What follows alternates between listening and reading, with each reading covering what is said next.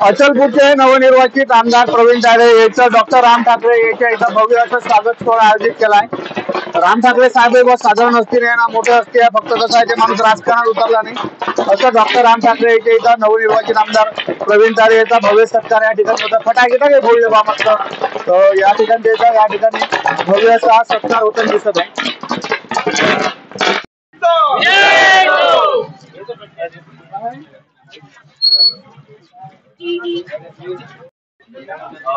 Doctor Ram Thackeray यांच्या दवाखान्यात नवनिर्वाचित आमदार प्रवीण तायडे यांचं स्वागत होत आहे। राम ठाकरे साहेब हे चांगले जबरदस्त माणसं आहेत, फक्त ते राजकारण उतरले नाही। ते जर राजकारण उतरले तर भले ते वर पाहतील, तर त्याचं कुमकुम तिलक करून त्याच्या हॉस्पिटलमध्ये सध्या स्वागत होत आहे। गेल्या विधानसभेच्या निवडणूक लागल्यावर म्हणजे निकाल लागल्यावर हा पहिला चक्कर या ठिकाणी डॉक्टर साहेबांच्या दवाखान्यात यायचा झालेला आहे।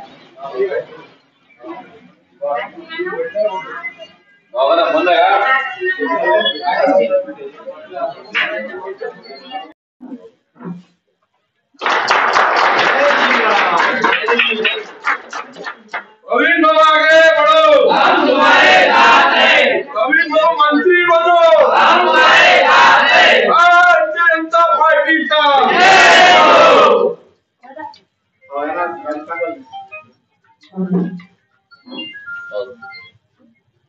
मंत्री बनो तर माझ्यासोबत अचलपूरचे नवनिर्वाचित आमदार सन्माननीय प्रवीण तायडे भाऊ आहेत। दोघांचं नाव सेमच आहे, पण ते आता आमदार झाले, मी पत्रकार आहे, म्हणजे दोघांचे इकडे दोन जबरदस्त जबाबदाऱ्या आहेत। तर सन्माननीय आमदार साहेब आहेत। आमदार साहेब काय राजू, ईव्हीएम हॅक केला आणि तुम्ही ईव्हीएम हॅक करून निवडून आले, तसे निवडून आले असते काय? डमीत उमेदवार होते तुम्ही बा। डमी का म्हणत होते ते हे तेलच माहित आहे। त्याचं कारण असं की एका समाजात जे मोनोपोली समजत होते ज्या समाजाला त्या समाजाचं ध्रुवीकरण होऊ नये याच्यासाठी त्यांनी मला डमी म्हटलं होतं। आता 2014 साली रामदासजी तळस यांना डमी म्हटलं होतं सागर मेघेंच्या विरोधात, पण ते 1.5 लाखांनी निवडून आले। आणि मला त्यांना माहित होतं की हा डमी नाही आहे, मलाही माहित होतं मी डमी नाही आहे, पण जनतेत एक संभ्रम निर्माण करायचा होता त्यांना की ध्रुवीकरण थांबलं पाहिजे एका समाजाचं, आणि समाजावर जेवढा ते हक्क दाखवतात तेवढे समाजाचे कामं केले का त्यांनी? समाजाचा माणूस मोठा होऊ दिला का त्यांनी? मग त्यांनी अजय पाटील तौलारकर यांना कसं धोक्यानं पाडलं मागच्या कृषी उत्पन्न बाजार समितीत, हे तुम्ही समाजाचं ढोंग कशासाठी करून राहिले आणि का समाज तुमच्या मागे या? मग बरोबर समाजानं यावेळेस चांगली भूमिका बजावली, त्यांना दाखवून दिलं। मग आता कसं डमी म्हणजे विजयाची हमी हे सिद्ध झालं। एक निवडणुका लागल्याबरोबर पहिल्यांदा असं झालं की विधानसभा निवडणुका लागल्या आणि भाजपचा उमेदवार ताबडतोब घोषित झाला। पहिलं कसं एकदम 8 तासावर कार्यक्रम आला की उमेदवार घोषित होय, पण त्यावेळेस अजून एक विधान होतं की बळीचा बकरा हा एक शब्द राजू मी ऐकला होता मीडियावर। कसं आहे, मी तुमच्या माध्यमातून सांगू इच्छितो की त्यांनी आतापर्यंत ज्या मॅनेज करण्याच्या गोष्टी केल्या, अजय तौलारकरांची तिकीट कापली, त्यांचा काय गुन्हा आहे? त्यांनी तिकीट मागू शकत नाही का? ते मी सहकारात जरी एकत्र असले ते तिकीट मागू शकतात ना, पण यांच्या जिव्हारी लागलं की त्यांनी तिकीट मागू नये। मग तिकीट मागितली, मग त्यांनी जे मॅनेज करून आणलेली तिकीट जी होती मागच्या वेळी, तर त्या माध्यमातून ते विजयी झाले। आणि यावेळेनं तसं झालं नाही। आमचे भारतीय जनता पार्टीचे सगळे जे म्हणजे सर्व समाज आहेत, सर्व समावेशक असं भारतीय जनता पार्टी पक्ष आहे। त्यात माळी, तेली, बारी, कुंभी जे काही असेल सगळे जेवढी समाज आहे, कुंभार, गटरा पकड, मला बोलले जाते, या समाजांना एकत्रित करून तुम्ही ज्या समाजावर हक्क सांगत होते त्या समाजाचंही ध्रुवीकरण माझ्या माध्यमातून झालं आणि त्यांचा पराभव झाला।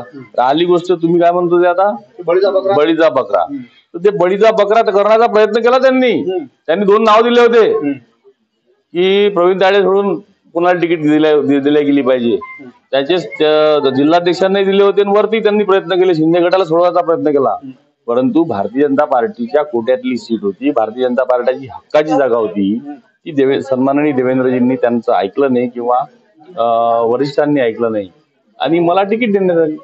बळीचा बकऱ्याचा संबंध नाही दिसला ना. मग आता बळीचा बकरा आहे की काय आहे तर मला तर यांनी घोडे कोणाचे, चारा कोणाचा, आणि ते काय कोण चणे कोणाचे, मग आता कसे चणे लोखंडाचे चणे खायला घेऊन राहिले त्याले.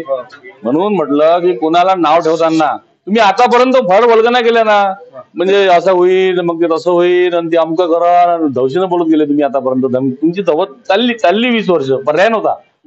आता पर्याय, सक्षम पर्याय सापडला लोकांना, जनतेला. आणि माझ्यासारख्या सामान्य कुटुंबातल्या एका शेतकरी कुटुंबातल्या मुलाला तिकीट दिली आणि जनतेने माझ्यावर भरभरून आशीर्वाद दिले. जनता जनार्दनचाच यश आहे, त्यांनीच आशीर्वाद दिले. तुम्हाला चेन्नई दिसले, दमी दिसला, बकराही दिसला. काय बकरा बनवता तुम्ही? याच्या पुढेही तुम्ही म्हणाल तसं होणार नाही. कोणता समाज तुमच्या झाशात येणार नाही, कारण तुम्ही ओरिजिनल झासाराम आहात. त्याच्यामुळं तुम्ही आता तुमच्या ज्या ह्या वल्गना या बंद करा. एक प्रश्न असा आहे की मी एवढे काम आणले की येणाऱ्या 1.5 ते 2 वर्ष नुसतं रागे तुम्हाला उद्घाटन करतच फिरला, की तुम्ही ज्या रस्त्यावर चालताल तो रस्ता बी मॅच आणलाय. घरून गेले काय कामं घरून आणले काय? म्हणजे अशी मनोबल्ली वाढली होती तर मी म्हणजे सगळं काही, मी म्हणजे सगळं महाराष्ट्र. पण तुम्ही एक तर 18 वर्ष कामच नाही केलं आणि थोडेफार कामं आणले असं. आणि तुम्ही तर आता मी बोलत नाही, अधिकाऱ्यांना काय बोलायचं ते बोलन, परंतु तुम्ही घाईघाईत कामं निपटवले, निकृष्ट दर्जाचे कामं करून आले तुमचे कॉन्ट्रॅक्टर.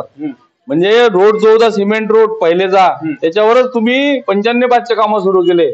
मी दाखवून देतो, मी त्याचा खालनामा काढणार जो पूर्ण, तो काही विषयच नाही आहे. आणि तुम्हाला असं वाटत होतं की बा मी भरपूर कामं आणले, असं केलं तसं केलं. कसं आहे, शेवटी सरकार आमचं होतं आणि सरकार देवेंद्रजीच्या माध्यमातून, भारतीय जनता पार्टीच्या माध्यमातून, शिंदे सरकारच्या माध्यमातून, एकनाथजी, त्याच्यानंतर अजितदादाच्या माध्यमातून, शेवटी सरकारमध्ये तुम्ही आमच्या होते. तुम्ही आमच्या सरकारमधून कामं आणलेले म्हणता आणि 2 वर्ष मला रस्त्यावर, रस्ता काय तुमच्या बापाचा होय? त्या रस्त्यावर आम्ही चालू नाही. उद्या तुम्ही रस्ता केला, तुम्ही म्हणायचं आहे तर हा रस्ता माझ्या बापानं केलेला आहे, असं थोडी चालत असते. लोकशाही आहे. तुम्ही फक्त बोलू शकता आणि तुम्हाला बोलण्यापासून कोणी, आता तुमची बडबड वाढणार आहे याच्यानंतर.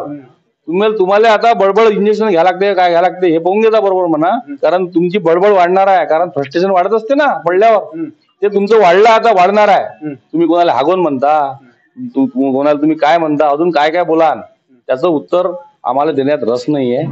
आणि आम्ही आमच्या कामावर फोकस करणार आहोत.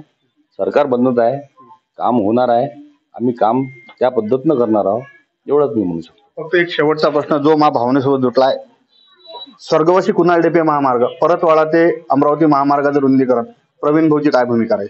शेवटचा प्रश्न, थोडक्यात उत्तर अपेक्षित आहे. आता सरकार फॉर्म झाल्यानंतर जे पहिलं पत्र राहील, त्या पहिल्या पत्राच्या ज्या काही 5-25 मागण्या राहील किंवा मी मागणी करणार आहे, त्याच्यात अग्रस्थानी हा रस्ता राहील, एवढं मी तुम्हाला शब्द देतो. आणि का राहील तर पुढच्या पंचवार्षिक पूर्ण होईपर्यंत पूर्णही झाला पाहिजे. एवढा मोठा रस्ता आहे, झाला पाहिजे 2-3 वर्षात. म्हणजे लोकांना चालता आला पाहिजे रस्त्यावर, 6 महिने चालले पाहिजे लोक कमीत कमी शेवटचे. तर तो अग्रस्थानी राहील. आणि त्याच्यासोबतच अनेक मुद्दे आहेत, ते सुद्धा त्याच्यात समाविष्ट राहील आणि ते करण्याचा प्रयत्न करू आपण. त्याला नाव कुठलं द्यायचं हे मी आता सांगू शकत नाही.